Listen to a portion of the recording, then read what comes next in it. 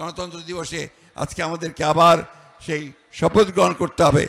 যেভাবে বুকের রক্ত দিয়ে আমাদের ছেলেরা এই সুযোগ সৃষ্টি করেছে, বুকের রক্ত দিয়ে হলেও আবার আমরা সেই সুযোগকে রক্ষা করব, বাংলাদেশকে সত্যিকার অর্থে গণতান্ত্রিক রাষ্ট্রে পরিণত করব। আমাদের নেতা আমাদের তারেক রহমান সাহেব দেশে ফিরে আসবেন, দেশনেত্রী বেগম খালেদা জিয়া চিকিৎসার জন্য বাইরে যাবেন, সুস্থ হয়ে ফিরে আসবেন, এই দোয়াতে আজকে আমি সমস্ত পঙ্গু আহত যারা হয়েছে তাদের উপযুক্ত ক্ষতিপূরণ দেওয়ার জন্য সরকারের কাছে দাবি জানাচ্ছি। যারা নিহত হয়েছে তাদের ক্ষতিপূরণ দেওয়ার জন্য আমি সরকারের কাছে দাবি জানাচ্ছি। এটাই হোক আজকের দিনে আমাদের শপথ। আমরা সবাইকে ধন্যবাদ জানাচ্ছি। আসসালামু আলাইকুম, খোদা হাফেজ। বাংলাদেশ জিন্দাবাদ, বাংলাদেশ জাতীয়তাবাদী দল জিন্দাবাদ, শহীদ জাওয়ান হোক দেশনেত্রী বেগম খালেদা জিন্দাবাদ, তারেক রহমান জিন্দাবাদ। হ্যালো, প্রিয় নেতৃবৃন্দ, এ পর্যায়ে বক্তব্য রাখবেন 17 বছর এই গণতান্ত্রিক আন্দোলনের আপসহীন নেতা, যার নেতৃত্বে বাংলাদেশের মানুষ ফ্যাসিবাদের পতন ঘটিয়েছেন, আমাদের সকলের শ্রদ্ধা, সকলের প্রিয় প্রিয় অভিভাবক, বিএনপির ভারপ্রাপ্ত চেয়ারম্যান, দেশ নায়ক তারেক রহমান। বিসমিল্লাহির রহমানির রহিম। প্রিয় বাংলাদেশ, প্রিয় দেশবাসী ভাই ও বোনেরা, আজকের এই অনুষ্ঠানের সম্মানিত সভাপতি জনাব মির্জা ফখরুল ইসলাম আলমগীর, মঞ্চে উপস্থিত নেতৃবৃন্দ, সামনে উপস্থিত আমার প্রিয় সহকর্মীবৃন্দ, আসসালামু আলাইকুম। বাংলাদেশের বীর ছাত্র জনতা, নারী শিশু, কৃষক, শ্রমিক, সকল শ্রেণী পেশার মানুষ, সর্বস্তরের জনগণ বিশ্বকে দেখিয়ে দিয়েছে গণতন্ত্র প্রতিষ্ঠার সংগ্রামে শহীদী মৃত্যুবরণ করেছেন যারা, আহত হয়েছেন যারা, হাত পা চোখ হারিয়ে চিরতরে পঙ্গুত্ব বরণ করেছেন দেশের গণতান্ত্রিকামী জনগণ, আজীবন তাদের এই আত্মত্যাগ এবং অবদান শ্রদ্ধার সঙ্গে স্মরণ করবেন। হতাহতদের প্রতিটি পরিবারের প্রতি অবশ্যই রাষ্ট্র তার যথাযথ দায়িত্ব পালন করবে বলে আমরা বিশ্বাস করি।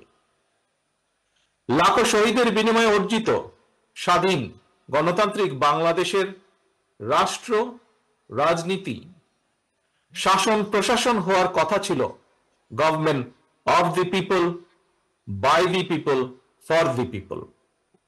অথচ গত 15 বছর বাংলাদেশে মাফিয়া শাসন চালু করা হয়েছিল।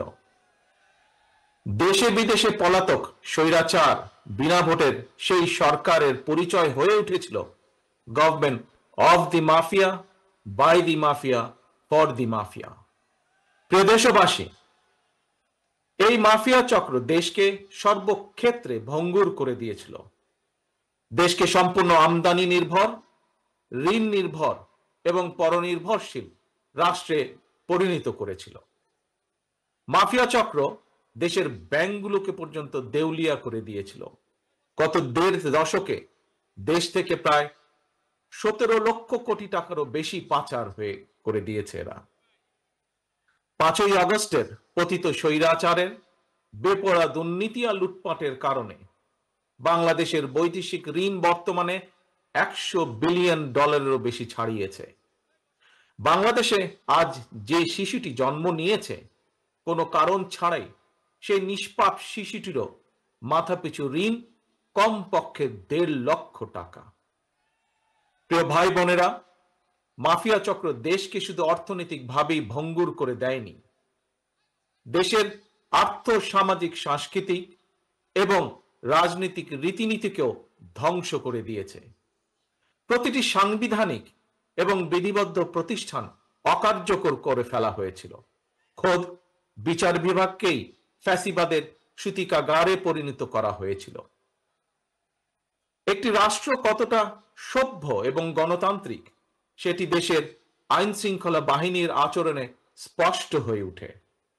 কিন্তু মাফিয়া চক্র দলীয় স্বার্থে ব্যবহার করতে গিয়ে দেশের আইন শৃঙ্খলা বাহিনীকেও সম্পূর্ণ বিপর্যস্ত করে দিয়েছে। গণতন্ত্রকামী প্রিয় ভাই ও বোনেরা, অন্যায়, অনিয়ম আর অরাজকতার বিরুদ্ধে গণবিস্ফোরণে মাফিয়া চক্রের প্রধান দেশ ছেড়ে পালানোর পর দেশে মাফিয়া শাসন শোষণের অবসান ঘটেছে। পতিত স্বৈরাচারের পলায়নের মধ্যে দিয়ে একটি গণতান্ত্রিক মানবিক বাংলাদেশ গড়ার পথে প্রধান বাধা হয়তো দূর হয়েছে, তবে বাধা দূর হলেও মাফিয়া চক্রের রেখে যাওয়া 15 বছরের জঞ্জাল কিন্তু এখনো দূর হয়নি।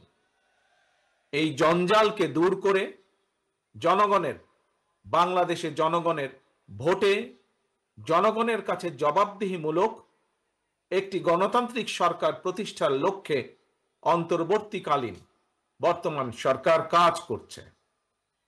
তবে মাফিয়া চক্রের প্রধান দেশ ছেড়ে পালালেও মাফিয়া চক্রের বেনিফিশিয়ারি অপশক্তি প্রশাসনের ভেতরে থেকে কিংবা রাজনীতির ছদ্মবরণে অন্তর্বর্তীকালীন সরকারকে চ্যালেঞ্জ ছুড়ে দেওয়ার অপচেষ্টা কিন্তু অব্যাহত রেখেছে।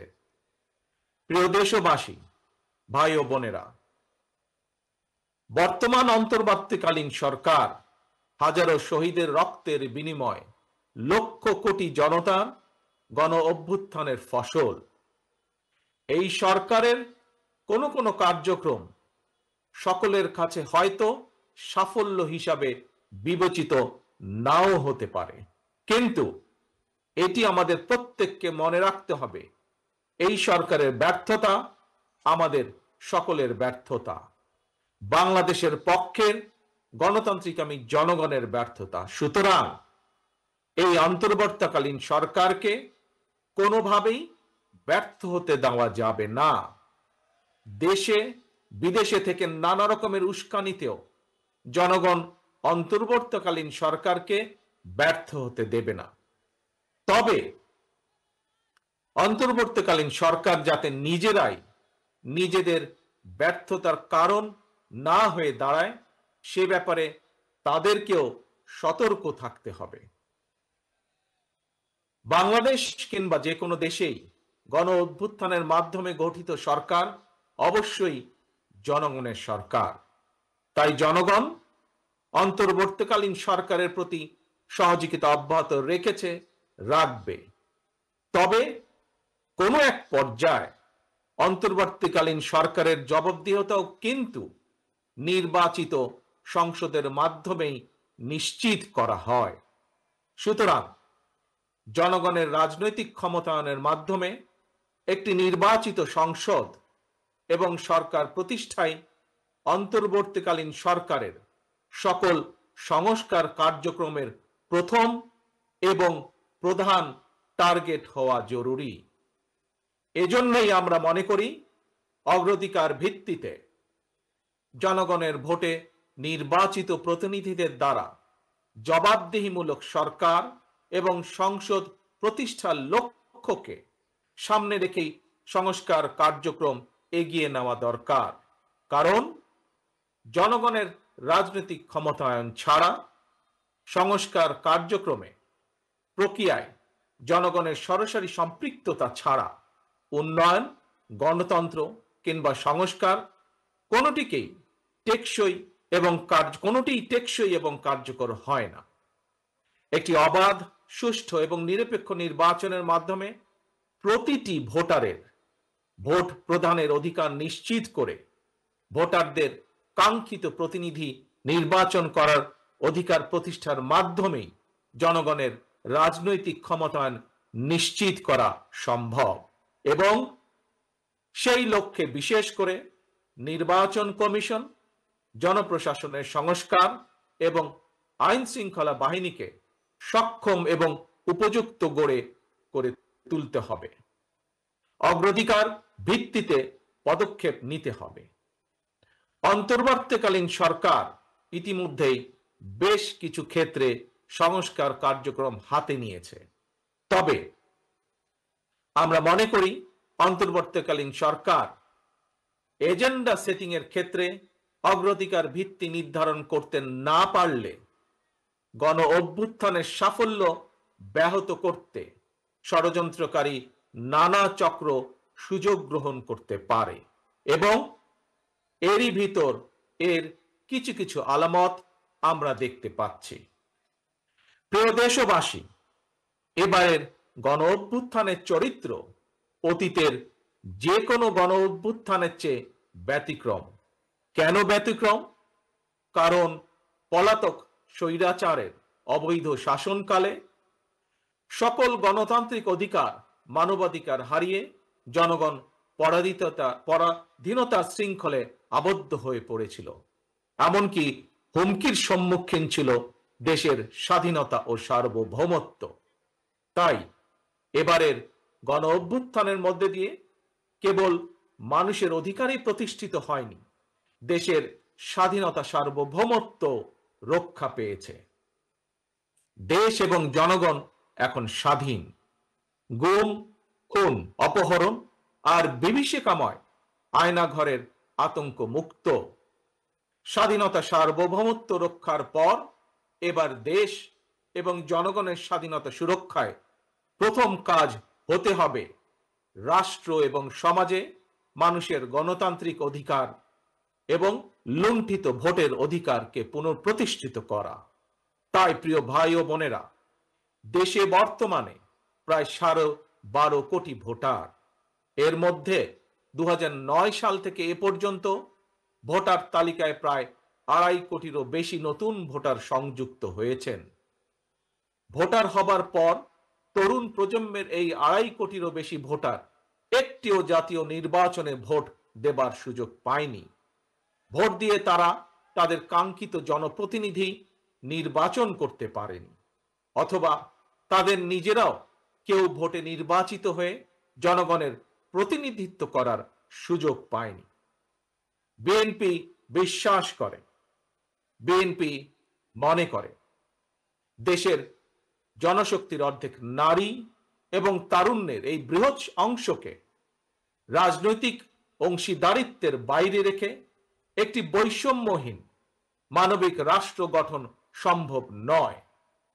সংবিধান কিংবা প্রবিধানে যাই থাকুক, জনগণের রাজনৈতিক এবং অর্থনৈতিক ক্ষমতা নিশ্চিত করা না গেলে, সংস্কার প্রক্রিয়ায় জনগণকে সম্পৃক্ত করা না গেলে শেষ পর্যন্ত কোনো সংস্কার কার্যক্রমেরই কার্যকরী ফল পাওয়া যাবে না।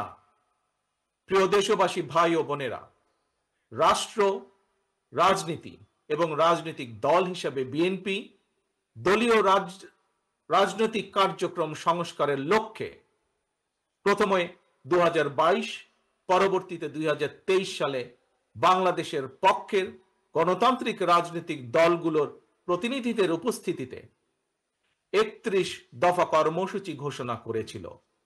তবে ঘোষিত 31 দফাই শেষ কথা নয়। বিএনপি মনে করে রাষ্ট্র কিংবা রাজনীতি সকল ক্ষেত্রেই সংস্কার কার্যক্রম একটি ধারাবাহিক এবং চলমান প্রক্রিয়া।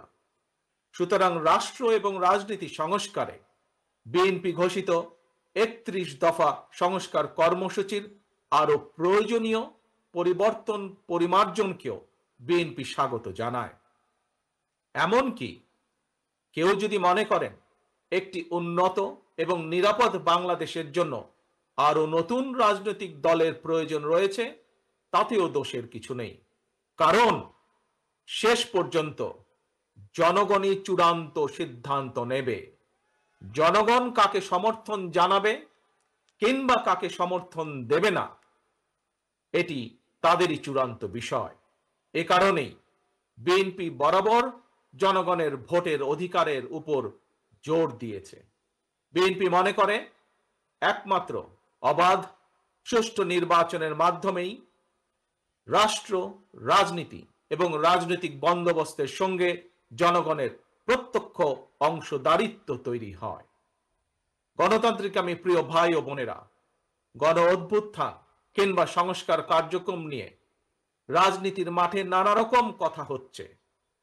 গণতান্ত্রিক রাজনীতিতে এটি একটি স্বাভাবিক এবং গ্রহণযোগ্য রীতি। প্রত্যেকেই তাদের নিজ নিজ দৃষ্টিভঙ্গি প্রকাশ করবেন, এটিই স্বাভাবিক। এই নিয়ে বিচলিত হওয়ার কোনোই কিছু নেই। একজন রাজনৈতিক কর্মী হিসাবে আমি বিশ্বাস করি ফৌজদারি অপরাধের বিচার যেমন বিচারিক আদালতে হয়, ঠিক তেমনি রাজনৈতিক কর্মকাণ্ড কিংবা রাজনৈতিক আচরণের বিচার হয় জনগণের আদালতে। আমি আগেও বলেছি, আজ আবারও আপনাদের সামনে বলতে চাই, ক্ষমতার পরিবর্তন মানে শুধু রাষ্ট্র ক্ষমতার হাত বদল নয়। ক্ষমতার পরিবর্তন মানে রাষ্ট্র এবং রাজনীতির গুণগত পরিবর্তন। তাই প্রতিটি রাজনৈতিক নেতাকর্মীর মনে রাখা প্রয়োজন, রাজনীতির গুণ পরিবর্তনের জন্য রাজনৈতিক দলের নেতাকর্মীদের আচার আচরণেও গুণগত পরিবর্তন জরুরি। সুতরাং আমার আহ্বান, কোনো প্রলোভন কিংবা উস্কানিতে বিভ্রান্ত না হয়ে জ্ঞানভিত্তিক রাষ্ট্র এবং সমাজের নেতৃত্ব দানের জন্য নিজেদেরকে প্রস্তুত করুন। গণতান্ত্রিক আমি প্রিয় ভাই ও বোনেরা, হাজারো শহীদের রত্ন স্নাত এই রাজপথে আজ আপনাদের এই স্বতঃস্ফূর্ত উপস্থিতির অর্থ জনগণের কাঙ্ক্ষিত বৈষম্যহীন বাংলাদেশ গড়ার এই যাত্রা পথে বাংলাদেশের পক্ষের শক্তিকে আরো কিছু পথ পাড়ি দিতে হবে। তবে সেই পথ অবশ্যই নয় সন্ত্রাস, সংঘর্ষ, প্রতিশোধ কিংবা প্রতিহিংসা, বরং সেই পথ হবে ধৈর্য, সহনশীলতা এবং সমঝোতা। প্রিয় ভাই বোনেরা, সবশেষে বলতে চাই, সংস্কার কার্যক্রমের পথ ধরে নির্বাচনী রোড ম্যাপে উঠবে আমাদের প্রিয় বাংলাদেশ।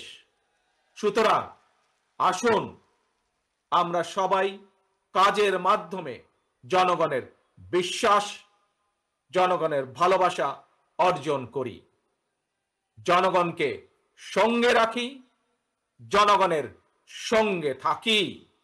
আল্লাহ হাফেজ। বাংলাদেশ জিন্দাবাদ।